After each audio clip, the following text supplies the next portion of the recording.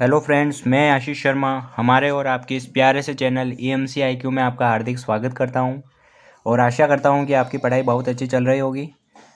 आज की इस वीडियो में हम बात करने जा रहे हैं हमारे BSc सेकेंड ईयर के पेपर नंबर फर्स्ट यानी अमूर्त बीजगणित का चैप्टर नंबर फर्स्ट, जिसका फर्स्ट वाला वीडियो हमने देख लिया था कि उसमें हमने कुछ एग्जाम्पल सॉल्व किए थे। आज के इस वीडियो में हम कुछ और इम्पोर्टेंट टॉपिक्स की आज चर्चा करेंगे। उसके साथ ही हम इसकी जो थ्योरम्स है, इस चैप्टर में थ्योरम्स है, आपको पता है इंपॉर्टेंट है, उसके आज हम डिस्कशन करेंगे। ठीक है ना। तो सबसे पहला जो हमारा टॉपिक है आज का, वो है ग्रुप के अवयव की कोटि। क्या है ग्रुप के अवयव की कोटि? तो इसमें दो चीज़ें इंपॉर्टेंट है इस वाले टॉपिक के। एक तो इसकी डेफिनेशन भी इंपॉर्टेंट है जो आपको PDF में मिल जाएगी, और इससे रिलेटेड क्वेश्चन, मतलब आपको एक ग्रुप दे दिया जाएगा, उसके कुछ अवयव दे दिए जाएंगे हमको, और उसकी हमको कोटि फाइंड करनी होगी। ठीक है ना। तो दो चीज़ें इंपॉर्टेंट है, डेफिनेशन प्लस क्वेश्चंस। और पिछले क्वेश्चंस मतलब पिछले सालों में आए हुए भी है, आप देख सकते हो। सबसे पहले हम समझते हैं कि ग्रुप के अवयव की कोटि होती क्या है। ठीक है ना। तो मैं आपके सामने दो फॉर्मूले लिख रहा हूँ। एक मैं लिख रहा हूँ कि a⁴n = E, और एक मैं लिख रहा हूँ कि a⁴n = Na। ये तो होता है गुणा संक्रिया के लिए, और ये होता है योग संक्रिया के लिए। हमने दो संक्रिया पढ़ी थी। गुणा संक्रिया मतलब संक्रिया तो कौन सी भी हो सकती है, लेकिन ये फॉर्मूला होता है गुणा संक्रिया के लिए, और ये होता है योग संक्रिया के लिए। ठीक है ना। अब देखो, अब आप बोल रहे हो सर समझ में नहीं आया। अरे अभी तो समझाया ही नहीं, कैसे समझ में आएगा। ठीक है ना। अब देखो मैं समझाना चालू करता हूँ। सबसे पहले आप ये वाला समझ लो, ये सबसे इम्पोर्टेंट है, गुणा संक्रिया वाला। देखो कैसे कि a⁴n = E। ई को हम जानते हैं, ई क्या होता है, हमारा तत्समक होता है, जो आपने पहले पढ़ा है। ई क्या होता है, तत्समक। n क्या है यहाँ पे, छोटे से छोटा धन पूर्णांक। छोटे से छोटा धन पूर्णांक मतलब यहाँ पे धन पूर्णांक है n, कोई भी धन पूर्णांक मतलब पॉजिटिव इंटीजर, मतलब 1 2 3 4 5 6 1 से स्टार्ट होने वाले, एक तरह से प्राकृतिक संख्या। ठीक है ना। और एक क्या हो गया, हमारा अवयव। आई चीज़ समझ में, एक क्या हो गया, हमारा अवयव हो गया। हमको क्या बताना है कि कोटि, जो ये n है, यही हमारी कोटि है। हमको यदि पूछ लिया जाए ए की कोटि क्या है, तो n ही हमारी क्या है, कोटि है। कब कोटि है, जब सीधा सा है कि मतलब कोई भी अवयव हो अपने पास a, ठीक है ना, उसके ऊपर इतनी पावर लगाओ कि उसकी जो वैल्यू हो वो किसके बराबर हो जाए, e के बराबर हो जाए। हमने पास कोई अपना मतलब हमारे पास कोई अवयव है a, उसके ऊपर इतनी पावर लगाओ, ठीक है ना, इतनी पावर लगाओ कि उसकी वैल्यू किसके बराबर हो जाए, e के बराबर हो जाए। e कहाँ से आएगा, वो डिपेंड करेगा हमको कौन सी संक्रिया दे रखी है। यदि हमको गुणा संक्रिया दे रखी है तो उसके लिए e क्या होगा, हमारे पास 1 होगा। मतलब यहाँ पे हम कितना रखेंगे, an = 1। यदि हमारे पास योग संक्रिया की बात करेंगे तो e = क्या रखेंगे हम, 0। आई चीज़ समझ में। वैसे यहाँ पे तो ई का यूज़ हो ही नहीं रहा, तो इसको तो आप छोड़ ही दो। हम बात करते हैं गुणा संक्रिया के लिए, तो उसकी ई की वैल्यू क्या होती है, 1। मतलब आपको जो भी अवयव है उसके ऊपर इतनी पावर रखनी है कि उसकी वैल्यू क्या हो जाए, 1। और जिस पावर पे वैल्यू 1 हो जाए वही हमारी क्या रहेगी, कोटि रहेगी। वही हमारी क्या रहेगी, कोटि। तो इसकी डेफिनेशन एक बार मैं आपको बोल देता हूँ कि छोटे से छोटा धन पूर्णांक जिसके लिए a⁴n = E हो, तो n क्या कहलाता है, अवयव की कोटि कहलाता है। कि छोटे से छोटा धन पूर्णांक n जिसके लिए a⁴n = E उपस्थित हो, तो हम क्या कहते हैं कि n ही क्या कहलाता है, अवयव a की कोटि कहलाता है। इतनी सी इसकी डेफिनेशन है। ठीक है ना। अब इसके कुछ क्वेश्चन सोल्व करते हैं तो आपको पूरा इजीली इसको समझ में आ जाएगा। तो इसका एक एग्जांपल लेते हैं हम। एग्जांपल नंबर फर्स्ट में लेता हूँ इसका, ये आपकी सारी बुक से लिए है मैंने, कि 1 ओमेगा और ओमेगा²। ठीक है। और हमको संक्रिया कौन सी दे रखी है, मल्टीप्लाई की। एक चीज़ और हमको ब्रैकेट में दे रखी है कि ओमेगा³ की वैल्यू क्या लेनी है हमको, 1। ये चीज़ और ब्रैकेट में हमको दे रखी है। अब देखो इसकी कोटि हमको क्या बोला है कि इसके प्रत्येक अवयव की कोटि फाइंड करो। तो सबसे पहले तो कोटि को हम किससे शो करते हैं, इससे, ओ से। ओ मतलब क्या होता है, ऑर्डर। ऑर्डर मतलब क्या होता है, कोटि। इसलिए इसको कैसे शो करते हैं, ओ से। सबसे पहले मैं किसकी कोटि निकालूंगा, 1 की, यानी ऑर्डर ऑफ 1। ठीक है। अब देखो इसकी कोटि कैसे निकालेंगे, तो एक चीज़ और आपको क्या ध्यान रखनी है कि तत्समक की कोटि, तत्समक की कोटि हमेशा क्या होती है, 1 होती है। ये चीज़ आपको ध्यान रखनी है कि जो हम तत्समक निकालते हैं उसकी जो भी हमारा तत्समक होता है, जो भी, जैसे ये ग्रुप दे रखा है हमको, इसमें तत्समक क्या है, हमारा संक्रिया कौन सी है, गुणा की है। तत्समक मतलब ई क्या है यहाँ पे, हमारा 1 होगा, क्योंकि संक्रिया कौन सी है, गुणा की है। तो यहाँ पे 1 हमारा तत्समक हो गया, तो इसकी कोटि हमेशा 1 ही होगी। पहले तत्समक कुछ भी हो, उसकी कोटि हमेशा क्या होगी, 1 होगी। आई चीज़ समझ में आपको। अब हमको ये तो ऑर्डर ऑफ वन तो क्या हो गया, वन हो गया, क्योंकि हम जानते हैं तत्सम की कोटि वन होती है। ये कहाँ से आया, तो ये आपके थ्योरम दे रखी है, तो वहाँ से हम प्रूव करके देख लेंगे, ठीक है ना। तो तत्सम की कोटि क्या होती है, वन होती है। अभी आपको केवल ये याद रखना है हर आप कोई भी क्वेश्चन आ जाए आपको तत्सम की कोटि वन ही लिखनी डायरेक्ट। अब बात करते हैं हम order of omega. Order of omega की कोटि क्या होगी ये आपको देखना है। तो इसको भी इसी फॉर्म में लिखेंगे। किस फॉर्म में लिखेंगे, ए की power N equal to e form में लिखेंगे। आई चीज़ समझ में। तो ए क्या है हमारा, ए मतलब अवयव, अवयव क्या है इस टाइम हमारा ओमेगा की पावर एन इक्वल टू ई क्या है हमारा इस टाइम वन है। तो बताओ ओमेगा के ऊपर कितनी पावर लगाए कि इसकी वैल्यू वन हो जाएगी। बताओ ओमेगा के ऊपर कितनी पावर लगाए कि उसकी वैल्यू वन हो जाए। तो हमको क्वेश्चन में क्या दे रखा है कि ओमेगा क्यूब की वैल्यू वन के बराबर होती है। आई चीज़ समझ में। तो मतलब एन की जगह मैं कितना लिखूंगा, एन इक्वल टू 3। तो ओमेगा क्यूब की वैल्यू कितनी हो जाएगी हमारे पास, वन हो जाएगी। मतलब यहाँ पे एन कितना आया हमारा 3, मतलब जो ओमेगा की कोठी है वो कितनी होगी, 3 होगी। सिंपल सा है। इसी प्रकार हम देखते हैं ओमेगा स्क्वायर की कोटि, मतलब ऑर्डर ऑफ ओमेगा स्क्वायर। तो इसकी कोटि कैसे निकालेंगे, तो वही फॉर्मूला तो वही लगेगा ना, ए की पावर एन इक्वल टू ई। तो ए क्या हमारा इस टाइम अब क्या है, ओमेगा स्क्वायर है, और उसके ऊपर पावर कितनी लगा रहे हैं हम, एन, और इक्वल में क्या लिखेंगे, ई, वन है हमारा, क्योंकि गुणा संक्रिया के लिए हमेशा वन होता है। तो बताओ एन की जगह ऐसी क्या वैल्यू रखे कि इसकी पावर इतनी हो जाए कि इसकी वैल्यू वन आ जाए। तो देखो आप वन, एन की जगह यदि वन रखोगे तो पावर होगी ओमेगा स्क्वायर, तो ओमेगा स्क्वायर की वैल्यू तो वन होती ही नहीं है। यदि पावर टू रखते हो, मतलब एन की जगह आप टू रखते हो, तो टोटल पावर कितनी हो जाएगी, 4, 2 2 4, तो भी नहीं होगा। यदि आप पावर 3 रखते हो कि ओमेगा स्क्वायर की पावर 3, तो अब देखना इसको सोल्व करो आप। तो मैं इस पावर को मल्टीप्लाई करूँगा तो ऐसा भी लिख सकता हूँ ना, ओमेगा क्यूब का स्क्वायर। कोई दिक्कत थोड़ी है इसमें कि मैंने क्या किया कि पावर को एक्सचेंज कर दिया, इंटरचेंज कर दिया। तो देखो ओमेगा क्यूब की वैल्यू हम जानते हैं, हमको पहले दिया हुआ था, ओमेगा क्यूब की वैल्यू क्या होती है, वन होती है। तो वन का स्क्वायर, और वन का स्क्वायर कितना आएगा, वन ही आएगा। मतलब एन की जगह कितनी वैल्यू रखनी पड़ी हमको, 3 वैल्यू रखनी पड़ी। मतलब omega, order of omega square भी क्या आया हमारे पास, 3 आया। तो इस तरह से हमको क्या निकालनी होती है, प्रत्येक अवयव की कोटि निकालनी होती है। इसके आगे भी और कुछ एग्जाम्पल हम देखते हैं जो पिछले सालों में आए हुए भी है। इससे पिछले वाला एग्जाम्पल तो हमने किसके लिए किया था, मल्टीप्लाई के लिए। अब जो हमारे पास एग्जाम्पल है वो किसके लिए है, प्लस के लिए। मतलब हमारे पास संक्रिया किसकी है, प्लस की है। तो अब देखो इसको कैसे सोल्व करेंगे। एक हमने मल्टीप्लाई वाला समझ लिया, अब हम एक प्लस वाला समझ लेते हैं। तो आपके सारे कोई भी क्वेश्चन आ जाए आप उसको सोल्व कर लोगे आसानी से।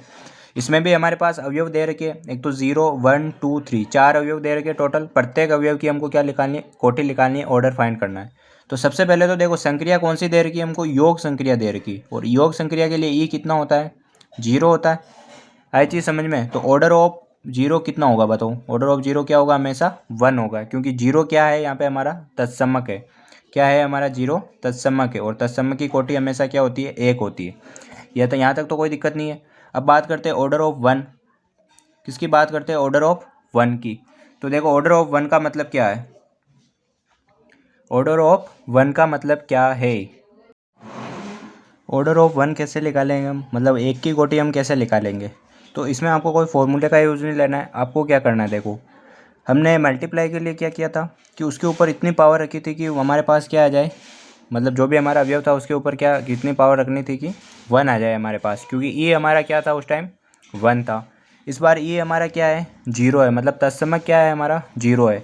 तो यदि हमको 1 की कोटि निकालनी है, मतलब 1 को इतनी बार ऐड करना है कि हमारी वैल्यू क्या आ जाए, 0 आ जाए। 1 को इतनी बार ऐड करना है कि वैल्यू क्या आ जाए, 0 आ जाए। अब आप बोलोगे कि 1 को ऐड करेंगे तो 0 वैल्यू कैसे आएगी, आएगी क्योंकि यहाँ पे केवल योग संक्रिया है, इसके साथ में प्लस के नीचे पैरों में 4 भी लिखा हुआ है।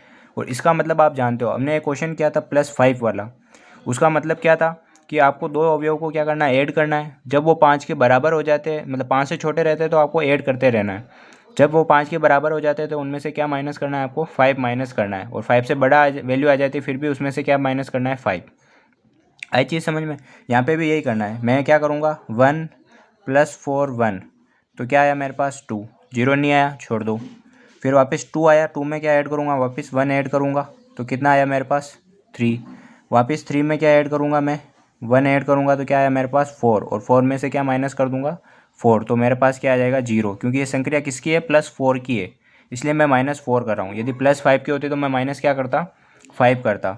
अब देखो 0 आ गया, और 0 ही क्या है हमारा, ई है। तो अब देखो 1 को कितनी बार हमने प्लस किया, 1 2, इन दोनों को गिनना है, ऐसा नहीं कि एक बार ही गिनना है। 1 2 3 और 4, 4 बार प्लस किया, तो इसका मतलब क्या हुआ, ऑर्डर ऑफ 1 क्या हो जाएगा हमारा 4।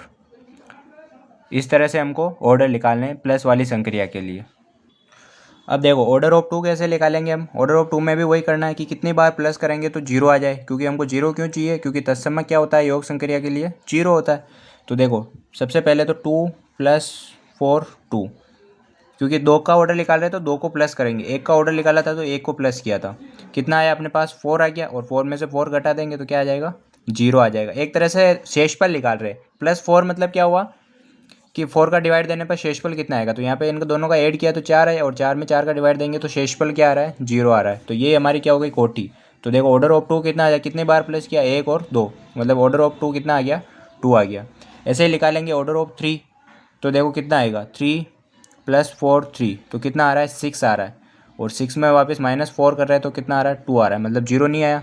तो लास्ट में क्या है 2 आया, तो 2 में वापस क्या प्लस करेंगे हम 3 ही प्लस करेंगे, क्योंकि ऑर्डर किसका निकाल रहे हैं 3 का निकाल रहे हैं। 2 3 कितना हुआ 5, 5 में से क्या माइनस कर देंगे 4, तो क्या बचा हमारे पास 1, वापस जीरो नहीं आया। तो 1 में वापस क्या ऐड करेंगे हम वही 3, तो 3 है कितना हुआ 4, और 4 में से 4 माइनस किया तो क्या आ जाएगा हमारे पास जीरो। तो ये हमारे पास क्या आ गया जीरो आ गया। तो ऑर्डर ऑफ 3 कितना हो जाएगा 1 2 3 और 4, मतलब कितना आ रहा है 4। तो ऑर्डर ऑफ मतलब 3 की कोटि कितनी आ गई 4। आई चीज़ समझ में। तो ये ऐसे निकालते हैं हम कोटि। अब और कुछ और एग्जांपल लेते हैं, आपको अच्छी तरह समझ में आ जाएगा। जैसे मैंने एग्जांपल लिया आपके पास कि जी दे रखा है हमको, उसके अवयव दे रखे 1 -1 आयोटा और माइनस आयोटा, और ये संक्रिया है जो किसकी है मल्टीप्लाई की है। संक्रिया भी इंपॉर्टेंट है ना, क्योंकि ई की वैल्यू तो हम संक्रिया से ही डिसाइड करेंगे, क्योंकि ई की वैल्यू तो हमको चाहिए। तो सबसे पहले मैं निकालूंगा ऑर्डर ऑफ, सबसे पहले तो देखो मल्टीप्लाई की संक्रिया के लिए ई कितना होता है 1 होता है, क्योंकि तत्समक हमेशा कितना होता है 1 होता है। बात करते हैं 1 की कोटि, तो 1 की कोटि हमेशा क्या होगी हमारी 1 होगी। बात करते हैं हम कोटि -1 की, -1 तो हमारा तत्समक नहीं है, तो इसकी कोटि तो निकालनी पड़ेगी। तो वही इसके लिए फॉर्मूला क्या यूज़ लेंगे, a⁴n बराबर e। तो a क्या है हमारा -1⁴n इक्वल टू e कितना चाहिए मुझे 1 चाहिए। तो बताओ -1 की कितनी पावर लगाए कि 1 आ जाए, तो आपको पता है इसका यदि स्क्वायर कर देंगे तो हमारे पास क्या आ जाएगा 1 आ जाएगा। तो यहाँ पे n की वैल्यू क्या हो जाएगी हमारे पास 2, मतलब ऑर्डर ऑफ -1 कितना आ गया हमारे पास 2 आ गया। ऐसे ही ऑर्डर ऑफ क्या निकालेंगे हम आयोटा, इसमें भी वही करेंगे कि आयोटा की पावर n इक्वल टू 1, यही होगा ना। तो देखो अब आयोटा के ऊपर कितनी पावर लगाए कि हमारे पास, तो देखो आयोटा की पावर n इक्वल टू 1, तो आयोटा के ऊपर कितनी पावर लिखेगी हमारे पास वैल्यू आ जाए इसकी 1 आ जाए। तो आप देख सकते हो यदि मैं आयोटा एक बार करके देख लेते हैं, आपको जरूरी नहीं याद रहे। यदि मैं आयोटा के ऊपर 2 पावर रखूँगा तो मेरे पास क्या आएगा आयोटा स्क्वायर, और आयोटा स्क्वायर की वैल्यू क्या होती है -1। यदि मैं आयोटा के ऊपर 3 पावर लिखूँ तो क्या हो जाएगा आयोटा स्क्वायर मल्टीप्लाई आयोटा, यानी माइनस आयोटा। यदि मैं आयोटा के ऊपर 4 पावर लिखूँ तो कितना आएगा iota square into iota square, यानी क्या आ रहा है -1 इंटू -1, तो क्या हो जाएगा +1। मतलब कितनी पावर रखने पर +1 आएगा हमारे पास 4 पावर, मतलब n की वैल्यू क्या आ रही है हमारे पास 4, यानी ऑर्डर ऑफ आयोटा कितना आ गया 4। ठीक है ना। आयोटा स्क्वायर की वैल्यू हम जानते हैं क्या होती है -1 होती है, 11th क्लास में पूरा पढ़ा है हमने। फिर हम किसकी वैल्यू निकालेंगे ऑर्डर ऑफ माइनस आयोटा, इसकी ऑर्डर ऑफ माइनस आयोटा निकालेंगे तो वही a⁴n बराबर e। a मतलब हमारा अवयव, अवयव क्या है हमारा माइनस आयोटा की power n equal to e कितना चाहिए हमको 1।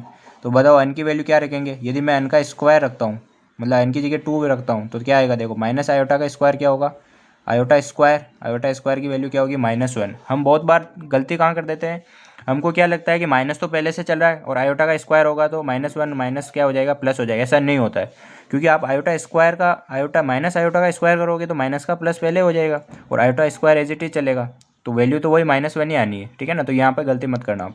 तो इसमें भी वही पावर कितनी रखेंगे हम 4 पावर रखेंगे तभी ये सोल्व होगा। कैसे कि इसको हम कैसे लिख सकते हैं, देखो 4 पावर लिखते हैं फिर भी माइनस हट जाएगा, क्योंकि 4 भी क्या है एक और इवन मतलब सम संख्या है, तो पावर जब भी सम होती है तो माइनस क्या हो जाता है प्लस हो जाता है। और आयोटा की पावर कितनी हो जाएगी 4।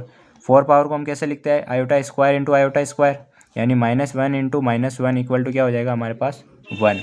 मतलब कितनी पावर लिखी है हमने 4, मतलब n की वैल्यू हमारे पास क्या आ गई है 4 आ गई है। तो ऑर्डर ऑफ माइनस आयोटा भी क्या आएगा 4।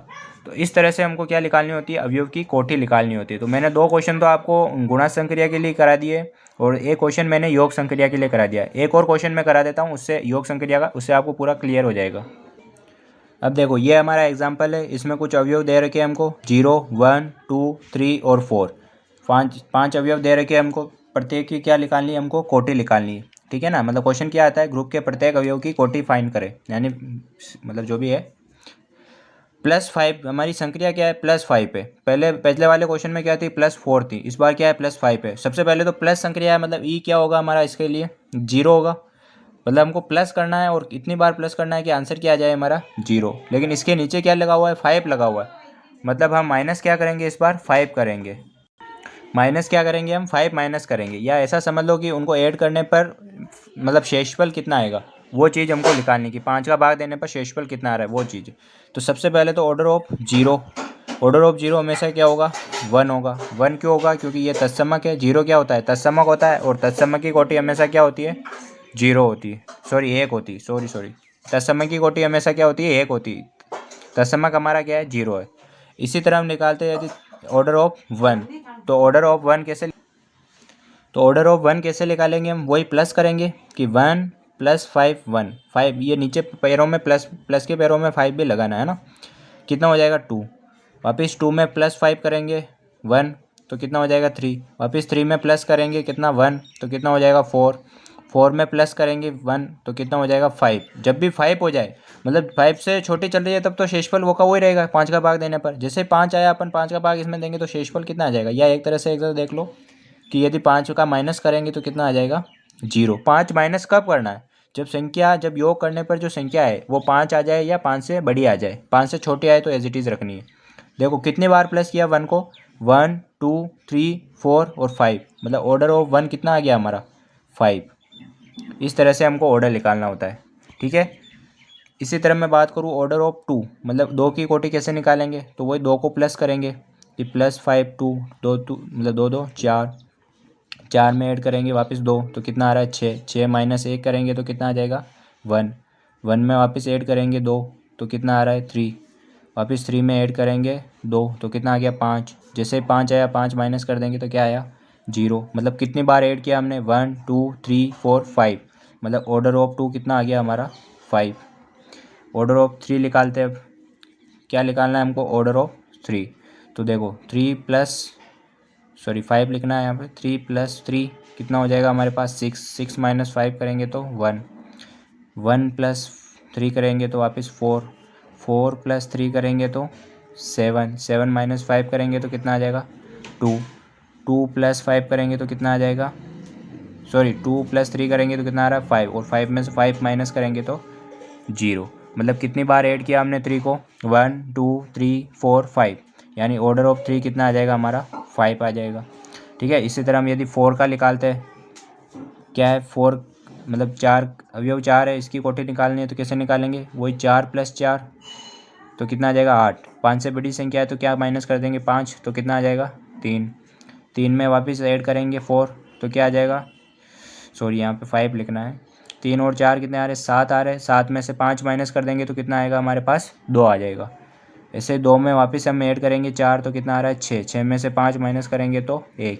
यदि 1 में ऐड करेंगे वापस 4, तो कितना आ जाएगा हमारे पास 5, और 5 में से 5 माइनस करेंगे तो 0, यानी 1 2 3 4 5, यानी ऑर्डर ऑफ 4 भी कितना आया हमारे पास 5।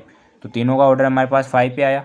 आई चीज़ समझ में। तो इस तरह से हमको प्लस संक्रिया के लिए तो ऑर्डर इस तरह से निकालना है, और मल्टीप्लाई संक्रिया के लिए आपको पता है कि a⁴n = e, ठीक है ना। तो ये तो हमने क्या निकाला, एक तो ऑर्डर ऑफ ग्रुप के अवयव की कोटि परिभाषा, एक तो परिभाषा इंपॉर्टेंट है जो आपको PDF में मिल जाएगी, जो हमारे टेलीग्राम चैनल EMCIQ पर आपको मिल जाएगा।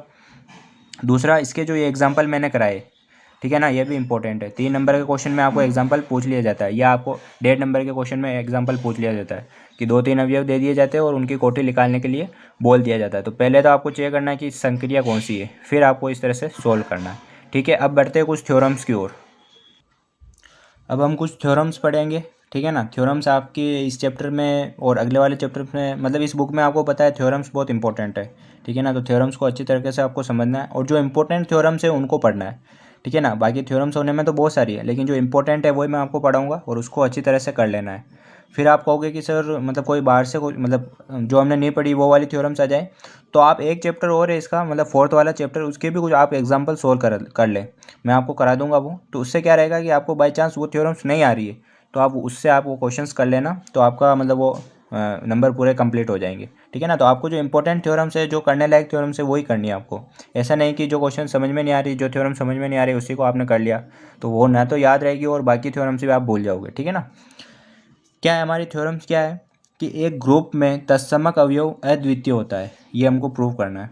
ठीक है ना। क्या प्रूव करना है हमको कि एक ग्रुप में तत्समक ग्रुप है, उसमें तत्समक अवयव होता है, क्योंकि ग्रुप की क्या परिभाषा होती है, जिसकी जो साहचर्यता का पालना करता है, जिसमें तत्समक अवयव उपस्थित होता है और जिसमें प्रतिलोम उपस्थित होता है। तीनों प्रॉपर्टीज होती है। तो उसमें हमको प्रूव करना है कि अद्वितीय होता है, मतलब तत्समक अवयव एक ही होता है उसमें। ऐसा नहीं कि 2-4 तत्समक अवयव होते हैं, उसमें तत्समक अवयव एक ही होता है, ये हमको प्रूव करना है। ठीक है। तो देखो कैसे प्रूव करेंगे, बहुत ईजी है। सबसे पहले क्या मान लेंगे, उल्टा मान के चलेंगे। जैसे हम 10th क्लास में करते थे ना कि अपरिमेय संख्या, हमको अपरिमेय संख्या प्रूव करना होता था तो हम परिमेय संख्या मान के चलते थे, वैसा ही यहीं करना है। क्या मान लूँगा मैं, माना कि जी में मतलब ग्रुप में 2 तत्समक अवयव है, कि 2 तत्समक अवयव है, और वो कौन कौन से, एक को तो मैंने मान लिया ई, और एक को मैंने क्या मान लिया, ई डैश। तत्समक अवयव तो ई और ई डैश मान लिया मैंने, कि 2 मान लिया मैंने। हमको प्रूव करना है कि एक ही होता है, अद्वितीय मतलब केवल एक और केवल एक ही होता है। लेकिन मैंने क्या मान लिया, उल्टा मान लिया कि तत्समक अवयव कितने हैं ग्रुप में, ई और ई डैश, 2 तत्समक अवयव है। तो तत्समक अवयव की परिभाषा से देखो, जब मैं ई को मानता हूँ, जब ई तत्समक अवयव हो, यदि मैं ई को तत्समक अवयव मानता हूँ, इसका मतलब क्या होगा, जब ई तत्समक अवयव हो, इसका मतलब सीधा सा क्या होगा कि ई डैश या ई डैश ई बराबर क्या होगा, ई डैश। अब ये चीज़ आपको समझ में नहीं आई होगी बिल्कुल, अभी मैंने समझा ही नहीं है ना, इसलिए देखो, जब मैंने ई को तत्समक अवयव माना, हम क्या जानते हैं कि तत्समक अवयव की परिभाषा क्या होती है कि ए संक्रिया ई इक्वल टू ए, यही होती है तत्समक अवयव की परिभाषा। और यहाँ पे हम कुछ नहीं दे रखा है हमको, तो हम यहाँ पे गुणा संक्रिया लेके चल रहे हैं अभी। ठीक है ना। कि ए का मल्टीप्लाई, ए क्या है हमारा, अवयव का मल्टीप्लाई यदि तत्समक से करेंगे तो क्या होगा हमारे पास, वापस हमको क्या मिल जाएगा, ए ही मिल जाएगा। मतलब वापस हमको क्या प्राप्त हो जाएगा, हमारा अवयव प्राप्त हो जाएगा। यही होती है तत्समक की परिभाषा। तो यहाँ पे भी मैंने यही किया। जब ई को मैं तत्समक ले रहा हूँ तो ई डैश मेरा क्या है, अवयव है। ई डैश क्या है, अवयव। जब मैं ई को तत्समक ले रहा हूँ तो ई डैश क्या हो जाएगा, मेरा अवयव। अवयव मैं किसको ले रहा हूँ, ई डैश को। तो देखो ये एक ही जगह, तो ई की जगह तो क्या आ गया, ये क्या आ गया, देखो इसको मैं ऐसा भी लिख सकता हूँ ना, ई ए बराबर है, क्योंकि यहाँ पे ए ई बराबर ए भी लिख सकता हूँ और ई ए बराबर भी ए लिख सकता हूँ, दोनों चीज़ें लिख सकता हूँ। ठीक है ना, दोनों चीज़ें लिख सकता हूँ। तो यहाँ पे भी मैंने यही किया कि तत्समक का गुणा कराया मैंने किससे, अवयव से, या अवयव का गुणा कराया मैंने तत्समक से। लेकिन हमें मिलेगा क्या, मुझे हमेशा अवयव ही मिलेगा। इसी तरह जब ई डैश को यदि मैं तत्समक मानता हूँ, यदि मैं तत्समक किसको मानूँ, ई डैश को मानता हूँ, तो उस टाइम क्या होगा, इस ई की जगह मतलब क्या आ जाएगा, ई डैश आ जाएगा, और ई डैश की जगह क्या आ जाएगा, ई। इसी तरह यहाँ पे क्या आ जाएगा, ई डैश। लेकिन मिलेगा हमेशा क्या, अवयव। अवयव क्या हमारा, ई है, क्योंकि तत्समक हमने इस बार किसको माना, ई डैश को। सीधी सी बात है, जब ई तत्समक मान रहे तो ई डैश हमारा अवयव है, तो ई तत्समक अवयव और अवयव का मल्टीप्लाई कराने पर क्या मिलेगा, हमेशा अवयव ही मिलेगा। जब ई डैश तत्समक हो और अवयव क्या है हमारा, ई क्या है हमारा, अवयव है, तो हमेशा लास्ट में हमको क्या मिलेगा, ई मिलेगा। ये इक्वेशन नंबर फर्स्ट हो गई, ये इक्वेशन नंबर सेकंड हो गई। ठीक है ना। अब देखो इन दोनों इक्वेशन में देखो, लेफ्ट हैंड साइड दोनों इक्वेशन की इक्वल है, वही ई डैश है, इसमें भी ई डैश है। ठीक है ना। तो लेफ्ट हैंड साइड और राइट हैंड साइड दोनों, लेफ्ट हैंड साइड इक्वल है तो राइट हैंड साइड भी क्या हो जाएगी, इक्वल हो जाएगी। मतलब ई इक्वल टू क्या हो जाएगा, ई डैश हो जाएगा। मतलब ई और ई डैश दोनों एक ही वैल्यू है, दोनों एक ही अवयव है। इसका मतलब क्या हुआ कि तत्समक, मतलब ग्रुप में हमेशा क्या होता है, एक ही तत्समक होता है। कुछ नहीं करना था हमको, एक बार मैं वापस रिपीट कर देता हूँ कि क्या मानना था कि 2 अवयव है, 2 तत्समक अवयव है, ई और ई डैश। जब ई तत्समक होगा तो मैंने ई डैश को क्या मान लिया, अवयव मान लिया, कि ग्रुप में अवयव उपस्थित है ई डैश। ठीक है ना। तो क्या हम जानते हैं कि अवयव और तत्समक का मल्टीप्लाई कराते हैं तो हमेशा क्या मिलता है, अवयव ही मिलता है वापस। तो अवयव मैंने क्या माना था, ई डैश। जब मैंने ई डैश को तत्समक माना तो उस समय हमारा अवयव क्या था, ई था। तो दोनों का मैंने मल्टीप्लाई कराया तो हमेशा क्या मिलेगा, मुझे वापस अवयव ही मिलेगा, क्योंकि अवयव मैंने किसको माना, ई को, तो ई आ गया। दो इक्वेशन में देखो लेफ्ट हैंड साइड दोनों की इक्वल है, वही ई डैश ई का मल्टीप्लाई, ई डैश ई का मल्टीप्लाई। तो लेफ्ट हैंड साइड इक्वल है तो राइट हैंड साइड भी क्या होगी, इक्वल। तो ई इक्वल टू क्या हो गया, ई डैश। मतलब दोनों जो अवयव है वो दोनों क्या है, सेम ही है। मतलब अवयव, तत्समक अवयव हमेशा क्या होता है, जो कि हमारे कथन के क्या विपरीत है। हमने कथन क्या माना था, 2 अवयव है ई और ई डैश, लेकिन दोनों क्या इक्वल है। इसका मतलब क्या हुआ, तत्समक अवयव हमेशा क्या होता है, अद्वितीय होता है। इस तरह से ये थ्योरम नंबर 1.3 हमको करने। तो बहुत इजी थ्योरम है, आप आराम से PDF में देख लेना, पूरा डिटेल वाइज मैंने लिख रखा है कि इसको एग्जाम में कैसे उतारना है। देखो जो 1 पॉइंट थ्योरम है वो क्या है हमारी, कि ग्रुप में प्रत्येक अवयव का प्रतिलोम भी अद्वितीय होता है। 1.3 तो क्या होता है कि 1.3 तो क्या थी हमारी, कि तत्समक अवयव अद्वितीय होता है, उसको हमने प्रूव किया था। अब हमारे पास है कि प्रतिलोम अवयव भी अद्वितीय होता है, इसको मुझे प्रूव करना है। तो देखो कैसे करेंगे, क्या मानूंगा मैं, माना कि एक अवयव है ए अवयव के, माना कि ग्रुप में एक अवयव है ए जिसके दो प्रतिलोम है, इसके, क्योंकि प्रतिलोम तो हमेशा किसका होता है, अवयव का ही होता है, कि ए अवयव के दो प्रतिलोम है, दो प्रतिलोम बी व सी है, ये होता है ना प्रतिलोम। प्रतिलोम में किसके होते हैं प्रतिलोम, प्रत्येक अवयव का एक प्रतिलोम होता है, लेकिन हमको यहाँ पे क्या दे रखा है कि प्रूव करना है कि प्रत्येक अवयव का एक ही प्रतिलोम होता है। तो मैंने क्या मान लिया कि अवयव ए है जिसके दो प्रतिलोम है, एक तो अवयव प्रतिलोम बी और एक प्रतिलोम सी है। देखो बी क्या है, तो एक को लेके जब बी प्रतिलोम हो, बी क्या है प्रतिलोम है, मतलब क्या है, ए इन्वर्स से। प्रतिलोम का मतलब क्या होता है कि एक ही संक्रिया ए इन्वर्स से कराने पर हमको क्या मिल जाए, ई मिल जाए, यही है। मतलब ए का मल्टीप्लाई ए इन्वर्स से कराया तो मुझे क्या मिला, ई मिला। ए इन्वर्स मतलब ए का प्रतिलोम ए इन्वर्स, तो मतलब बी क्या था, प्रतिलोम था ए का, तो मैंने इसको क्या लिख दिया, ए इन्वर्स लिख सकता हूँ, बिल्कुल लिख सकते हैं। दोनों तरफ मैं क्या मल्टीप्लाई करा रहा हूँ, ए का मल्टीप्लाई करा रहा हूँ, यानी ए का मल्टीप्लाई बी के साथ भी, ए का मल्टीप्लाई ए इन्वर्स के साथ भी। एक चीज़ ध्यान रखना है, इसमें डायरेक्शन का बहुत ज़्यादा फर्क पड़ता है। आप लेफ्ट हैंड साइड में इधर मल्टीप्लाई करा रहे हो तो इधर भी लेफ्ट हैंड साइड में होगा, इधर राइट हैंड साइड में करा रहे हो तो इधर राइट हैंड साइड में होगा, ये चीज़ आपको ध्यान रखनी है। इधर क्या आ गया, ए बी। अब देखो ए और ए इन्वर्स क्या लिख सकते हैं हम, मतलब अवयव तथा उसके प्रतिलोम का मल्टीप्लाई हमेशा किसके बराबर होता है, तत्समक अवयव के, यानी ई के बराबर होता है। ये चीज़ हम जानते हैं। इसको मैं ऐसा भी लिख सकता हूँ ना, ए बी बराबर ई, या इसको बी ए भी लिख सकता हूँ। ठीक है, ये इक्वेशन नंबर क्या हो गई मेरी, फर्स्ट हो गई। इसी तरह सी बी क्या है, प्रतिलोम ही है किसका, ए का, तो इसको भी सी को भी किसके इक्वल लिख सकता हूँ मैं, ए इन्वर्स के। दोनों तरफ किसका मल्टीप्लाई कराऊंगा, ए का, तो ए इधर तो हो गया ए सी और इधर हो गया ए इन्वर्स।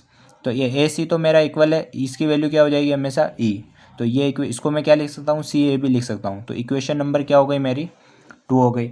अब देखो आगे क्या करेंगे इसमें, अब यहाँ पे समीकरण 1 का वापस यूज़ लेंगे हम। समीकरण 1 से, समीकरण 1 से क्या देखा हमने कि बी ए बराबर हम क्या लिख सकते हैं, ई लिख सकते हैं। समीकरण 1 से हम क्या देख रहे हैं कि बी ए बराबर हम क्या लिख सकते हैं, ई लिख सकते हैं। तो देखो एक चीज़ यहाँ पे देखना कि मैं दोनों तरफ किसका मल्टीप्लाई कराऊंगा, यहाँ पे सी का मल्टीप्लाई करा रहा हूँ, यानी बी ए तो मेरा एज इट इज़ है, इधर राइट हैंड साइड में इधर सी का कराया, इधर भी किसका कराऊंगा मैं, सी का। तो देखो बी ए को मैं बी ए की जगह क्या लिख सकता हूँ, यहाँ पे मैं साहचर्यता का, क्योंकि ये किसकी बात कर रहे हैं हम, ग्रुप की बात कर रहे हैं, तो यहाँ पे साहचर्यता वाला फॉर्मूला यूज़ ले सकते हैं। मतलब ये ब्रैकेट हम इसकी जगह क्या लिख सकते हैं, ब्रैकेट में किसको ले सकते हैं, ए सी। ये कहाँ से आया, साहचर्यता से, क्योंकि ऐसा काम कहाँ से कर सकते हैं हम, साहचर्यता से, क्योंकि ये ग्रुप है तो यहाँ पे साहचर्यता लागू होती है। मतलब मैंने ये ब्रैकेट हटा के इन दोनों को ब्रैकेट में ले लिया, और इधर मेरा क्या चल रहा है, देखो ई मल्टीप्लाई सी। आपको पता है तत्समक अवयव के साथ किसी अवयव का मल्टीप्लाई कराते हैं तो हमेशा वापस क्या आ जाता है, अवयवी आ जाता है, ये तो आपको पता है, ठीक है ना। तो ये मैंने कहाँ से लिया, ये तत्समक वाली प्रॉपर्टी से। आई चीज़ समझ में। तो देखो ये तो मेरे पास क्या है, बी एज इट इज चल रहा है, ए और सी की वैल्यू क्या है हमारे पास, ई है बाय इक्वेशन सेकंड, तो इसकी जगह मैं क्या लिख दूंगा, ई, और इक्वल में क्या चल रहा है मेरा, सी चल रहा है। वही अवयव का मल्टीप्लाई तत्समक के साथ कराएंगे तो क्या आएगा, अवयवी आएगा, और बराबर में क्या चल रहा है, सी। मतलब बी और सी क्या है, दोनों बराबर है, और मैंने दोनों को क्या माना था, अलग अलग प्रतिलोम माना था, लेकिन दोनों क्या आ गए मेरे पास, इक्वल आ गए। मतलब प्रत्येक अवयव का केवल एक ही प्रतिलोम होता है। आई चीज़ समझ में। इस तरह से हमको क्या करना है, हैंस प्रूव करना है। एक बार मैं वापस समझा देता हूँ। मैंने क्या मान लिया कि एक अवयव है ए जिसके दो प्रतिलोम है, एक तो बी है और एक क्या है, सी है। यदि बी ए का प्रतिलोम है तो उसको मैं कैसे लिख सकता हूँ, b equal to a inverse, क्योंकि ए का प्रतिलोम हमेशा क्या होता है, ए इन्वर्स होता है। मैंने दोनों तरफ लेफ्ट हैंड साइड में ए का मल्टीप्लाई कराया, ए बी तो मेरा एज इट इज़ है, ए और ए इन्वर्स को हम तत्समक वाली परिभाषा से क्या लिख सकते हैं, ई लिख सकते हैं, और ए बी बराबर ई, तो बी ए बी मैं इसके बराबर में लिख सकता हूँ। ऐसा ही बात है, सी को भी क्या माना था, प्रतिलोम, तो सी बराबर भी ए इन्वर्स, दोनों तरफ मैंने ए का मल्टीप्लाई कराया तो ए सी बराबर क्या आ गया, ई, बराबर में मैंने क्या लिख लिया, सी। तो मैंने समीकरण 1 को वापस लाया मैं कि बी ए बराबर मैंने क्या लिया था, क्या आया था मेरे पास, ई आया था। मैंने दोनों तो लेफ्ट राइट हैंड साइड में किसका मल्टीप्लाई कराया, सी का, और यहाँ पे क्या आ रहा है, देखो साहचर्यता की परिभाषा से ये पहले ब्रैकेट में था तो मैंने इसको ब्रैकेट में ले लिया, ए सी को। ठीक है, बी मेरा एज इट इज़ है, ए सी की वैल्यू सेकंड इक्वेशन से क्या है, ई है, और सी देखो ई इंटू सी क्या होता है, हमेशा सी होता है। ठीक है, तो ये आ गया। और b इंटू ई बी क्या हो जाएगा b, तो b इक्वल टू क्या आ गया c। मतलब जो दो अलग अलग प्रतिलोम माने थे वो दोनों बराबर ही है। इसका मतलब क्या हुआ कि प्रत्येक अवयव का केवल एक ही प्रतिलोम होता है। थ्योरम नंबर 1.6 क्या है हमारा, निरसन नियम है। कौन सा नियम है, निरसन नियम। देखो निरसन नियम बहुत जगह यूज आएगा तो इसको समझ लेते हैं। इसमें हमको एक पहले क्या दे रखा है कि ए बी सी तीन अवयव है जो किससे बिलोंग करते हैं, ग्रुप से बिलोंग करते हैं। ग्रुप दे दिया, मतलब ग्रुप का मतलब क्या हुआ, यहाँ पे तीन प्रॉपर्टी लागू होगी। एक साहचर्यता वाली होगी, एक क्या होगा हमारे मतलब तत्समक भी उपस्थित होगा और प्रतिलोम भी क्या होगा, उपस्थित होगा। ये चीज़ तो आपको दिमाग में आ जानी चाहिए। अब हमको प्रूव क्या करना है, देखो यदि हमको गिवन क्या है ए बी इक्वल टू ए सी हो तो हमको प्रूव क्या करना है हमको कि बी बराबर सी हमको सिद्ध करना है। इसको क्या बोलते हैं, वाम निरसन नियम। कि हमने देखो ए को हटाया, कुछ नहीं किया, बस इस ए को हटाया। यदि हमारी मैथमेटिकल टर्म में बोले तो क्या हो, ऐसे कैंसिल हो रहा है, बी बराबर क्या हो रहा है, सी हो रहा है। लेकिन यहाँ पे ऐसा नहीं होता है, यहाँ पे डायरेक्ट मल्टीप्लाई, यहाँ पे डायरेक्ट कट नहीं कर सकते हम। बाकी तो देखो ना आप कि ए दोनों कैंसिल हो रहे हैं, बी बराबर सी, ठीक है ना। तो ऐसा यहाँ पे अमूर्त बीजगणित में ऐसा नहीं होता है, यहाँ पे सब सिस्टम वाइज चलना पड़ता है। डायरेक्ट आप इसको कैंसिल नहीं कर सकते, इसलिए इसको वाम निरसन नियम भी बोलते हैं। यहाँ पे डायरेक्ट लेफ्ट हैंड साइड में कोई है, राइट हैंड साइड में है, तो दोनों का अलग अलग मतलब होता है, ठीक है ना। तो अब देखो इसको कैसे लाएंगे, इससे ये कैसे लाएंगे हम, ध्यान से देखना। देखो एक चीज़ देखो, यदि एक इसमें है जी में है, यदि अवयव एक इसमें है ग्रुप में है तो उसका प्रतिलोम भी होगा ही होगा। ये तो आप समझ गए कि यदि ए इसमें है जी में, यदि ए जी में है तो उसका प्रतिलोम भी कहाँ उपस्थित होगा, जी में होगा। मतलब ए इन्वर्स भी किस में होगा, जी में होगा 100%, क्योंकि ग्रुप है, ग्रुप में क्या होता है, प्रतिलोम उपस्थित होता है। आई चीज़ समझ में। अब देखो हमको गिवन क्या है, a b equal to b c, ये हमको गिवन है। मैं क्या कर रहा हूँ, दोनों और क्या कर रहा हूँ, ए इन्वर्स से गुणा। ए इन्वर्स से गुणा कराने पर मैंने क्या बोला, यदि इधर लेफ्ट हैंड साइड में कराएंगे तो इधर भी लेफ्ट में कराएंगे, इधर राइट में कराएंगे तो इधर भी राइट में कराएंगे। मैं कहाँ पे करा रहा हूँ, लेफ्ट हैंड साइड में। तो ये ए इन्वर्स और इधर क्या चल रहा है, ए बी, और इधर भी क्या चल रहा है, ए इन्वर्स, और इधर क्या चल रहा है, बी सी। बी सी चल रहा है ना, सॉरी ए सी चल रहा है, अपन ने बी सी लिख लिया। यहाँ पे क्या आएगा, ए सी।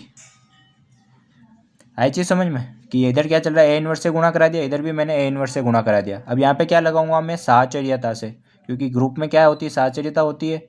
ये ब्रैकेट क्या होगा, अभी ए बी पे लग रहा है तो ये ब्रैकेट किस पे लग जाएगा, ए इन्वर्स और ए के साथ, और बी अकेला हो जाएगा। इधर भी यही करेंगे, ए इन्वर्स और ए के साथ ब्रैकेट आ जाएगा, सी अकेला हो जाएगा। ए इन्वर्स ए मतलब अवयव और उसके प्रतिलोम का मल्टीप्लाई हमेशा क्या होता है, ई होता है, और साथ में क्या चल रहा है, बी। यहाँ पे भी यही है, अवयव और उसके प्रतिलोम का मल्टीप्लाई ई होगा। कहाँ से होगा, ये तत्समक की परिभाषा से, या सॉरी प्रतिलोम की परिभाषा से क्या हो रहा है, ई आ जाएगा, और साथ में क्या चल रहा है, सी।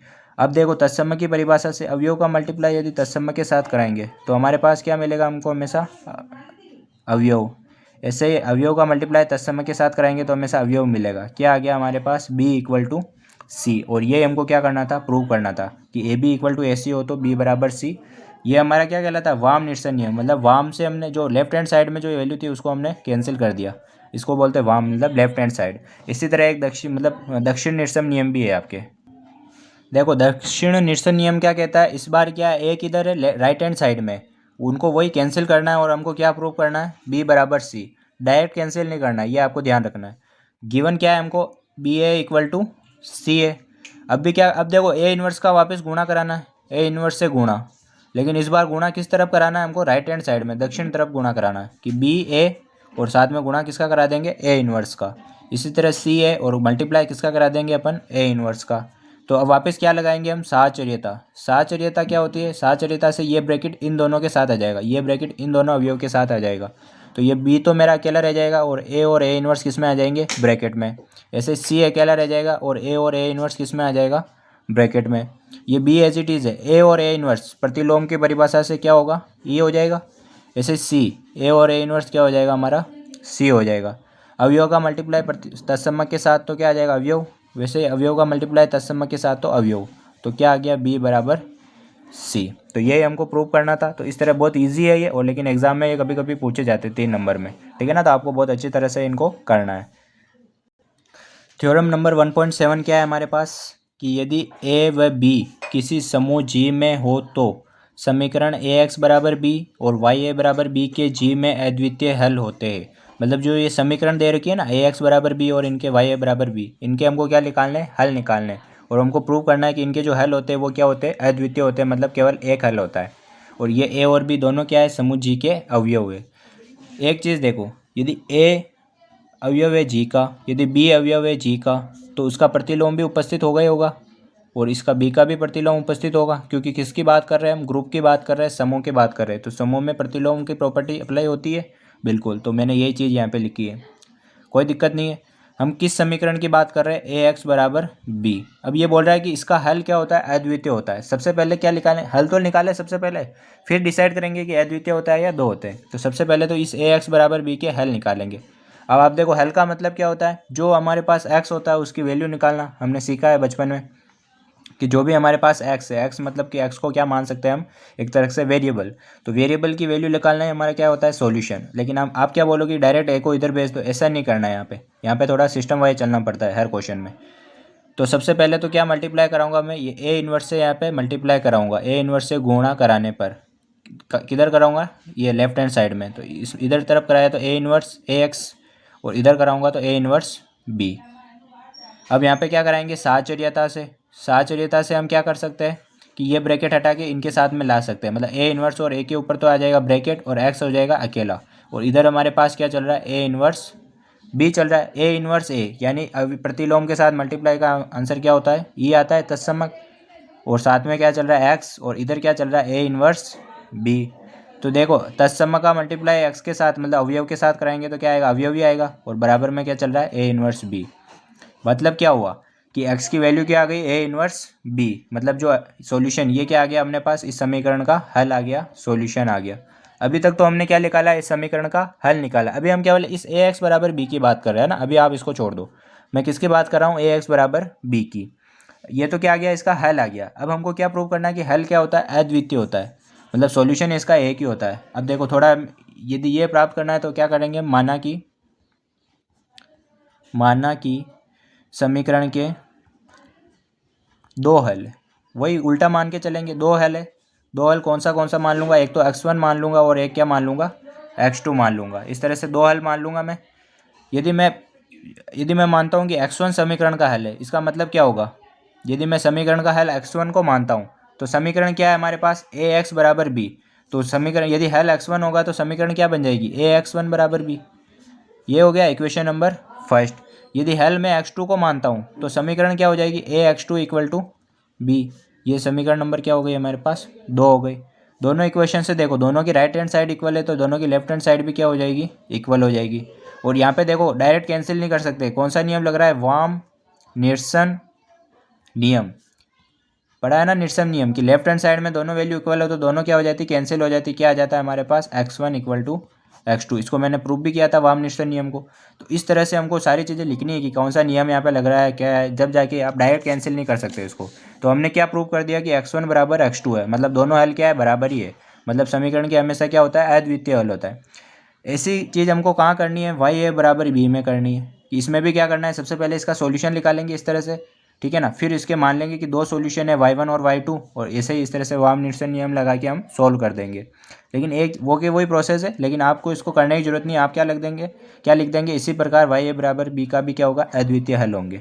इस तरह से आप लिख सकते हो, पीडीएफ में मैंने लिख रखा है, आप देख लेना। तो एक बार आपको केवल इस एक्स का सोल्व करना है, ठीक है ना। तो क्या करना है, सबसे पहले दो समीकरण दे रखी है, तो पहले ए एक्स बराबर बी का सॉल्यूशन फाइंड कर लिया। फिर हमको प्रूव करना था कि दोनों के हल अद्वितीय होते हैं, तो मैंने दो हल मान लिए, x1 और x2। यदि x1 हल होगा तो ए x1 बराबर बी समीकरण हो जाएगी, यदि x2 हल होगा तो ए x2 बराबर बी समीकरण हो जाएगी। दोनों की राइट हैंड साइड इक्वल है तो लेफ्ट हैंड साइड भी इक्वल हो जाएगी। फिर यहाँ पे देखो, दोनों के लेफ्ट हैंड साइड में ए दोनों इक्वल अवयव है, तो वाम निरसन नियम लग जाएगा और x1 बराबर x2 क्या हो जाएगी, प्रूव कर दिया हमने।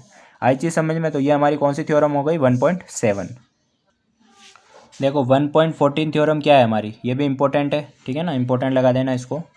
यदि किसी ग्रुप जी के एक अवयव है हमारे पास, किसी ग्रुप के एक अवयव ए, अवयव कौन सा है हमारे पास, ए की कोटि क्या दे रखी है हमको, एन। पहले से हमको कोटि दे रखी है कि ए की कोटि कितनी दे रखी है, एन हो। तो इस कंडीशन में जब ए की कोटि क्या हो, एन हो, तो इस कंडीशन में क्या दे रखा है हमको, प्रूव क्या करना है हमको कि ए की पावर एम इक्वल टू ई होगा यदि एम एन का गुणज हो। अब इस यदि वर्ड का क्या मतलब है, यदि मतलब कि जब एम एन का गुणज होगा तब ये वाली कंडीशन अप्लाई कर सकते हैं हम, कि हम क्या लिख सकते हैं, ए की पावर एम इक्वल टू ई भी लिख सकते हैं। या जब ये वाली कंडीशन पहले से होगी कि ए की पावर एम इक्वल टू ई, तो ये इसका मतलब दोनों एक दूसरे के क्या है, विपरीत कंडीशन है। मतलब हम क्या लिख सकते हैं कि ए की power m equal to e और ये वाला साइन लगा के कि एम एन का गुणज हो, कि जब ये वाली कंडीशन पहले से दी हुई होगी तो हमको ये प्रूव करना है एम एन का गुणज है, और यदि ये वाली कंडीशन पहले से गिवन है कि एम एन का गुणज है तो हमको ये प्रूव करना है कि ए की power m equal to e. और ये सारी कंडीशन कब प्रूव करनी है, जब ए की कोटि क्या हो, एन हो। आई चीज़ समझ में? चलो प्रूव करते हैं, आपको समझ में आ जाएगा। तो सबसे पहले तो हमको जो गिवन है, क्या गिवन है, मतलब मैंने मान लिया, सबसे पहले माना कि इस वाली कंडीशन को मैंने पहले से मान लिया, और मैं क्या प्रूव कर दूंगा कि एम क्या है, एन का गुणज है। क्या मान लिया मैंने, ए की पावर एम इक्वल टू ई मान लिया। ये मेरी समीकरण नंबर क्या हो गई, 1 हो गई। अब एक चीज़ यहाँ पे हम यूज़ लेंगे, यूक्लिड विभाजन प्रमेय। यूक्लिड विभाजन प्रमेय आप सब जानते हैं क्या होती है। यूक्लिड विभाजन प्रमेय क्या होती है कि A equal to B Q plus R, यानी भाज्य बराबर भाजक इंटू भागफल प्लस शेषफल, यही होती है हमारी यूक्लिड विभाजन प्रमेय। यहाँ पे मैं क्या ले रहा हूँ, ए और बी की जगह मैं यहाँ पे क्या ले रहा हूँ, एम और एन। यहाँ पे जो मैं भाज्य और ये भाज्य और भाजक जो ले रहा हूँ वो क्या ले रहा हूँ मैं, एम और, तो मैंने यहाँ पे ए और बी की जगह क्या ले लिया, एम और एन, क्योंकि मुझे प्रूव क्या करना है, एम एन का गुणज है, इसलिए मैंने एम और एन लिया यहाँ पे। आई चीज़ समझ में? तो क्या ले लिया, m equal to N q plus r. इस वाली जो वैल्यू है, समीकरण 2 को मैं कहाँ रख दूंगा, समीकरण 1 में। समीकरण 1 में मतलब इस m की वैल्यू को कहाँ रख दूंगा मैं, इक्वेशन नंबर 1 में। देखो कैसे रखूँगा, ये a तो मेरा एज इट इज चल रहा है, यहाँ पे पावर की जगह मैं क्या लिख दूंगा, m की जगह एन क्यू प्लस आर, और इक्वल में क्या चल रहा है मेरे पास, e चल रहा है। इन दोनों को मैं अलग अलग कर सकता हूँ कि a की पावर एन क्यू और डॉट a की पावर r, इक्वल में क्या चल रहा है मेरे पास, e चल रहा है। देखो a की पावर n को मैं ऐसा लिख सकता हूँ ना कि ब्रैकेट में तो लिख दूंगा पावर n और बाहर क्या लिख दूंगा q, और मल्टीप्लाई में क्या चल रहा है मेरे पास, a की पावर r और बराबर में क्या चल रहा है, e चल रहा है। ठीक है ना, ध्यान से समझना है इसको, बहुत ईजी है ये। अब देखो a की पावर n, इसको मैं क्या लिख सकता हूँ, देखो क्वेश्चन में हमको क्या दे रखा है पहले, यदि किसी अवयव मतलब किसी ग्रुप का एक अवयव a जिसकी कोटि n हो, मतलब मैं क्या लिख सकता हूँ कि a की पावर n इक्वल टू ई, क्योंकि कोटि a की कोटि क्या दे रखी है हमको, n दे रखी है।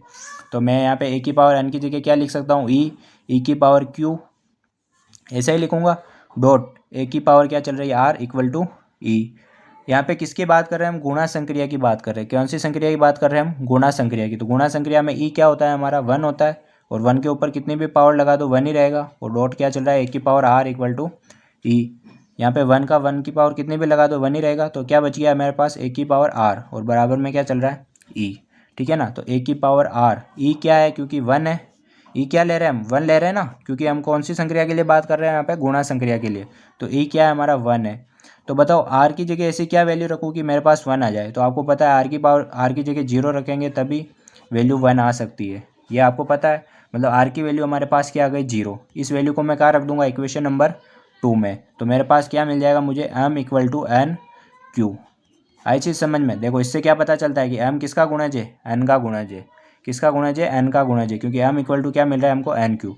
तो मैंने मानना क्या था, ए की power m equal to e, और मैंने प्रूव क्या कर दिया, m equal to N q, मतलब एम क्या है, एन का गुणज है। अब मैं क्या मानूंगा, वापस इसका विलोम भी निकालना पड़ेगा अपन को। इस वाले क्वेश्चन में जब यदि वर्ड आ जाता है तो दोनों चीज़ें निकालनी होती है। क्या मान लूँगा मैं इस बार कि एम क्या है, एन का गुणज है, ये पहले से मैं मान लूँगा कि माना कि एम एन का गुणज है, ये पहले से मैं क्या मान लूँगा, ये वाली चीज़ पहले से मैं मान लूँगा। तो देखो एम एन का गुणज है, तो मैं इसको क्या लिख सकता हूँ, m equal to N q, ये लिख सकता हूँ मैं। इसको इक्वेशन नंबर मैंने फर्स्ट दे दिया। हमको प्रूव क्या करना है, ए की पावर एम बराबर ई, ये हमको क्या करना है, प्रूव करना है। ये चीज़ प्रूव करनी है ना। तो देखो मैं क्या ले रहा हूँ कि ए की पावर एम इक्वल टू, ए की पावर एम को मुझे क्या प्रूव करना है, ई प्रूव करना है। तो मैंने क्या ले लिया, ए की पावर एम। तो ए की पावर एम की जगह मैं क्या लिख दूंगा, एन क्यू। इसको मैं क्या लिख सकता हूँ, ए की पावर एन और ब्रैकेट के बाहर क्यू, और ए की पावर एन की वैल्यू हम क्या जानते हैं, ई, और ई की पावर क्या चल रही है, क्यू चल रही है, ये जानते हो। और ई के ऊपर कितने भी पावर लगाओगे, ई का मतलब क्या रहेगा, ई रहेगा। आई चीज़ समझ में? मतलब हमने क्या प्रूव कर दिया कि ए की पावर एम की वैल्यू मैंने क्या प्रूव कर दी, ई प्रूव कर दी। इसका मतलब मैंने जब इसको क्या माना, एम एन का गुणज है, तो मुझे क्या प्रूव करना था, ए की पावर एम बराबर ई प्रूव करना था। बस ये चीज़ हमको यहाँ पे करनी है। आई चीज़ समझ में आपको? तो सबसे पहले तो मैंने ये मान लिया था ए की पावर एम बराबर ई, मैंने प्रूव क्या कर दिया कि एम एन का गुणज है। एक बार मैंने मान लिया कि एम एन का गुणज है, तो मैंने प्रूव कर दिया ए की पावर एम बराबर ई। आई चीज़ समझ में? ये हमारी कंप्लीट हुई 1.14। ये हमारी थ्योरम नंबर है 1.15। ये भी बहुत इंपॉर्टेंट थ्योरम है। ठीक है ना, पहले आए हुए भी है और अभी इम्पोर्टेंट है ये। एक ग्रुप जी के किसी अवयव ए के लिए, मतलब कोई ग्रुप में एक अवयव है ए के लिए सिद्ध करना है हमको कि ऑर्डर ऑफ ए, मतलब ए की कोटि किसके बराबर होगी, order of x inverse A x के बराबर होगी। ये चीज़ हमको क्या करनी है, प्रूव करनी है। बहुत अच्छी थ्योरम है, बहुत अच्छी। सबसे पहले मैं क्या मान लूँगा कि माना कि देखो एक्स भी किससे बिलोंग कर रहा है, जी से, और ए भी किससे बिलोंग कर रहा है, जी से। क्योंकि हमको क्या प्रूव करना है, ऑर्डर ऑफ ए किसके बराबर है, order of x inverse x के बराबर है। मतलब ये अवयव किस में उपस्थित होगा, जी में होगा। तो ये मैंने यहाँ पे पहले लिख दिया। अब एक चीज़ पहले यहाँ पे करनी पड़ेगी हमको, उससे हमारा क्वेश्चन, एक स्टेप हमको पहले करनी पड़ेगी। क्या स्टेप है वो, कि एक्स इनवर्स ए एक्स का होल स्क्वायर, इसका मतलब क्या होता है ये हमको यहाँ पे समझना है। देखो एक्स इनवर्स ए एक्स के होल स्क्वायर को मैं क्या लिख सकता हूँ, एक्स इनवर्स ए एक्स मल्टीप्लाई एक्स इनवर्स ए एक्स। ऐसे ही होता है, स्क्वायर को हम 2 बार मल्टीप्लाई करके लिखते हैं। अब देखो यहाँ पे कौन सा गुण लगाऊंगा मैं, साहचर्यता। साहचर्यता से क्या होगा, देखो साहचर्यता से ये होगा कि ये एक्स इनवर्स तो हो जाएगा अलग, सॉरी एक्स इनवर्स और ए तो हो जाएगा अलग, और इधर क्या हो जाएगा, ये ए एक्स अलग हो जाएगा, और ये दोनों साथ में आ जाएंगे, एक्स और एक्स इनवर्स, और इधर क्या चल रहा है अपना ए एक्स। ये हमने साहचर्यता वाली प्रॉपर्टी से। साहचर्यता क्यों लगाई, क्योंकि हम किसकी बात कर रहे हैं, ग्रुप की बात कर रहे हैं, और ग्रुप में क्या होता है, साहचर्यता होती है। ये एक्स इनवर्स ए तो मेरा एज इट इज़ है, एक्स और एक्स इनवर्स अवयव और अवयव का प्रतिलोम हमेशा क्या बनाता है, तत्समक, और ये ए एक्स भी मेरा एज इट इज़ है। ठीक है, तो ये एक्स इनवर्स ए। अब एक चीज़ देखो, मतलब तत्समक के साथ पूरा, ये पूरे को मैं एक अवयव मान लूँ तो तत्समक के साथ मल्टीप्लाई करा रहे तो हमेशा वापस क्या आ जाता है, अवयव ही आ जाता है। तो साथ में क्या चल रहा है, देखो ए चल रहा है, तो ए एक्स। तो देखो ए इंटू ए कितना हो जाएगा, ए स्क्वायर, और साथ में क्या चल रहा है, एक्स। इसका मतलब क्या हुआ, देखो एक चीज़ यहाँ पे गौर करने वाली है कि जब मैंने एक्स इन्वर्स ए के ऊपर, एक्स इन्वर्स ए एक्स के ऊपर पावर लगाई 2, तो ए के ऊपर कितनी पावर आ गई, 2। इसी तरह यदि मैं एक्स इन्वर्स ए एक्स के ऊपर मैं पावर लगाता हूँ n-1, तो यहाँ पे मेरे पास क्या आ जाएगा, एक्स इन्वर्स ए n-1 और एक्स, मतलब ए के ऊपर उतनी ही पावर आ जाएगी। तो गणितीय आगमन सिद्धांत से, गणितीय आगमन सिद्धांत से, गणितीय आगमन सिद्धांत से हम क्या कह सकते हैं, हमको किसके लिए प्रूव करना है, एक्स इनवर्स ए एक्स एन के लिए, कि जब पावर एन हो तो इसके लिए भी हमको प्रूव करना है कि उसके ऊपर भी पावर कितनी आ जाएगी, एन आ जाएगी। ये हमको क्या करना है, प्रूव करना है। तो बताओ एक्स इनवर्स ए एक्स की पावर एन को मैं क्या लिख सकता हूँ, एक्स इनवर्स ए एक्स की पावर n-1 और एक्स इनवर्स ए एक्स लिख सकते हैं ऐसा। इसकी वैल्यू क्या है, मतलब चलो इसको भी अपन कहाँ से करेंगे, साहचर्यता से, कि एक्स इनवर्स ए, मतलब इसको मैं क्या लिख सकता हूँ, देखो एक्स इनवर्स ए एक्स की होल पावर n-1 को मैं क्या लिख सकता हूँ, एक्स इनवर्स ए एन की पावर n-1 एक्स, और इधर क्या चल रहा है, एक्स इनवर्स ए एक्स। इधर भी साहचर्यता लगाएंगे तो एक्स इनवर्स ए की पावर n-1 तो एज इट इज़ रह जाएगा, एक्स और एक्स इनवर्स साथ में आ जाएंगे, और इसके मल्टीप्लाई में क्या चल रहा है, ए एक्स। तो एक्स इनवर्स ए की पावर n-1 तो मेरा एज इट इज़ है, एक्स और एक्स इनवर्स क्या हो जाएगा, ई हो जाएगा, और ए एक्स साथ में चल रहा है। तो देखो एक्स इनवर्स ए एन की पावर n-1। अब देखो ई का मतलब तो क्या होता है, तत्समक, तत्समक का मल्टीप्लाई करो कोई फ़र्क नहीं पड़ता है। तो साथ में क्या चल रहा है, ए एक्स। ए की पावर n-1 का मल्टीप्लाई ऐसे कराएंगे तो क्या हो जाएगा, ए की पावर n, और साथ में क्या चल रहा है, एक्स। इसका मतलब क्या हुआ कि जब पावर लगाई n तो यहाँ पे क्या आ गया, ए के ऊपर पावर n आ गया। आई चीज़ समझ में, मतलब हमने जो भी किया वो सारा क्या है, सही है। ये हमने पढ़ा है गणितीय आगमन सिद्धांत से, ये हम आगे यूज़ लेंगे, इसलिए इसको हम कर रहे हैं अभी। देखो हमने तो अभी तक तो क्या प्रूव किया है कि जब पावर n लगाते हैं तो वो पावर किसके ऊपर चली जाती है, ए के ऊपर चली जाती है। अब देखो हमको प्रूव क्या करना है, एक्चुअली में प्रूव यह करना है कि ऑर्डर ऑफ ए, मतलब ए की कोटि किसके बराबर होगी, एक्स इनवर्स ए एक्स की कोटि के बराबर होगी। तो हम क्या मान लेंगे कि माना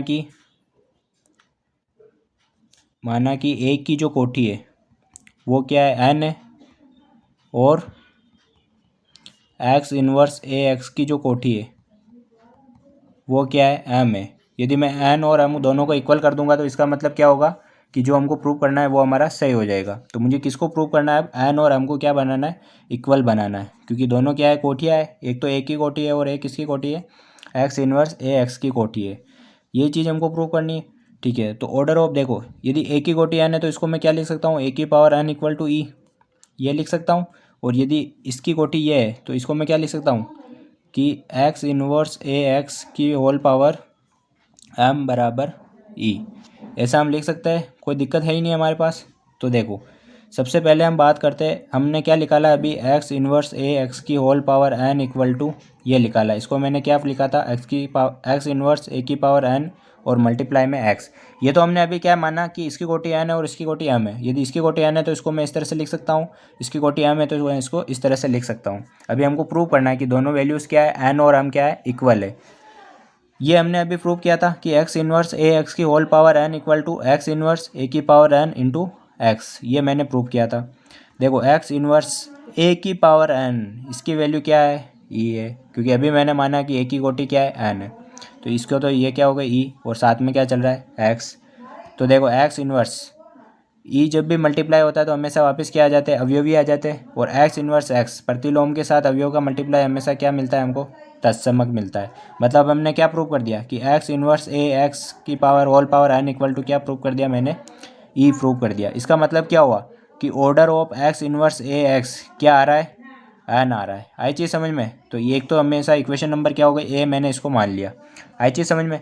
अब देखो आगे क्या प्रूव करना है हमको, आगे हमको प्रूव करना है कि इस बार मैं क्या मानूंगा कि एक्स इन्वर्स ए एक्स की होल पावर एम, इस बार मैं पावर क्या मान रहा हूँ, इसके ऊपर एम मान रहा हूँ। तो इसको मैं क्या लिख सकता हूँ, एक्स इन्वर्स ए की power m equal to x, यही लिख सकता हूँ। और जिसकी वैल्यू क्या आ रही है हमारे पास, इसकी वैल्यू क्या आई थी अभी, इसकी मतलब कि देखो आप समझे नहीं, इसकी वैल्यू हमारे पास क्या आ रही है, ई आ रही है ना, क्योंकि हमने कोटि क्या मानी थी, एक्स की, एक्स इन्वर्स ए एक्स, इसकी कोटि क्या मानी थी, एम मानी थी। तो बराबर में हम हमेशा क्या लिखते हैं, ई लिखते हैं। तो ये चीज़ है, ये कि ये चीज़ हमने लिखी। मैं क्या कर दूंगा, दोनों तरफ लेफ्ट हैंड साइड में तो मल्टीप्लाई कराऊंगा एक्स का, और राइट हैंड साइड में मल्टीप्लाई कराऊंगा एक्स इन्वर्स का। देखो कैसे, एक्स का मल्टीप्लाई तो कराया इधर ए की पावर एम, और इधर राइट हैंड साइड में किसका मल्टीप्लाई कराऊंगा, एक्स इन्वर्स का। ऐसे मैंने ई के लिए भी किया, तो एक्स का मल्टीप्लाई तो कराया राइट हैंड साइड में, लेफ्ट हैंड साइड में एक्स इन्वर्स का कराया लेफ्ट राइट हैंड साइड में। फिर क्या लगाऊंगा यहाँ पे, साहचर्यता। यदि मैं साहचर्यता लगाऊंगा तो क्या होगा, एक्स और एक्स इन्वर्स साथ में आ जाएंगे, ए एम बीच में बच जाएगा, और यहाँ पे क्या आ जाएगा, एक्स और एक्स इन्वर्स साथ में आ जाएंगे। और यहाँ पे देखो बीच में ई चल रहा है तो ई हट जाएगा, तो साथ में क्या आ जाएंगे, एक्स और एक्स इन्वर्स। एक्स और एक्स इन्वर्स साथ में आके ई बनाएंगे, साथ में चल रहा है ए की पावर एम, यहाँ पे भी एक्स और एक्स इन्वर्स साथ में मिलकर ई बनाएंगे। इधर देखो एक्स और एक्स इन्वर्स क्या चल रहा है, ई। सारी ये प्रॉपर्टीज हम क्यों लगा पा रहे हैं, क्योंकि यहाँ पे ग्रुप की बात कर रहे हैं हम, दोनों का ई के साथ मल्टीप्लाई हो रहा है, ए की पावर एम का, तो ए की power m as it is रह जाएगा। और यहाँ पे देखो ई हमारा चल रहा है तो ई रह जाएगा। मतलब हमने क्या प्रूव कर दिया कि ए की पावर एम बराबर ई, मतलब कि ऑर्डर ऑफ ए कितना प्रूव कर दिया हमने, एम प्रूव कर दिया। तो ये इक्वेशन नंबर बी हो गया। देखो इक्वेशन नंबर ए क्या आई थी हमारी, कि order of x inverse A x की क्या ली थी हमने, एन। ये हमारी इक्वेशन नंबर ए थी। हमने मानना क्या था, मानना ये था कि ऑर्डर ऑफ ए कितना है, एन है, और ऑर्डर ऑफ एक्स इन्वर्स ए क्या है, एक्स क्या है, एम है। ये तो हमने माना था। और हमको मिल क्या गया कि ऑर्डर ऑफ ए क्या है, एम है, और order of x inverse A x क्या है, एन है। मतलब उन दोनों मानने और सिद्ध होने से क्या प्रूफ होता है कि एम और एन दोनों क्या है, इक्वल है। इससे क्या प्रूफ होता है कि एम और एन क्या है, दोनों इक्वल है। ठीक है, तो हम क्या लिख सकते हैं कि order of a equal to order of x inverse A x. बस ये चीज़ करनी थी। तो सबसे पहले तो वो गणितीय आगमन सिद्धांत वाला क्वेश्चन करना था, मतलब उस स्टेप को करना था, फिर हमको इस तरह से प्रूव करना था। तो बहुत अच्छी थ्योरम है, एक दो बार आप कर लेना, आपको समझ में आ जाएगी। तो जो इंपॉर्टेंट जो थ्योरम्स थी वो मैंने सारी करा दी है आपको। फिर भी कोई थ्योरम आपको इंपॉर्टेंट लगे तो आप कर लेना एक बार। मैं पूरी पीडीएफ में सारी थ्योरम्स करा रखी है मैंने, पूरा कंप्लीट चैप्टर पीडीएफ में मिल जाएगा आपको। फिर भी आपको कोई थ्योरम में कोई कंप्लीट होती है तो मतलब कोई कंप्लेन होती है तो आप कमेंट बॉक्स में लिख सकते हैं। अब जो कुछ एग्जाम्पल, जो इंपॉर्टेंट एग्जाम्पल और बचे हुए हैं इन थ्योरम्स के बाद, उनको हम नेक्स्ट वीडियो में पढ़ेंगे। तो इस वीडियो में हमने जो इंपॉर्टेंट चीज़ पढ़ी है, एक तो ग्रुप के अवयव की कोठी, मतलब उसकी डेफिनेशन और उसके क्वेश्चन इंपॉर्टेंट है, और जो इंपॉर्टेंट थ्योरम्स थी। अब नेक्स्ट वीडियो में कुछ एग्जाम्पल पढ़ेंगे, फिर हमारा चैप्टर पूरा क्या हो जाएगा, कंप्लीट हो जाएगा। Thank you.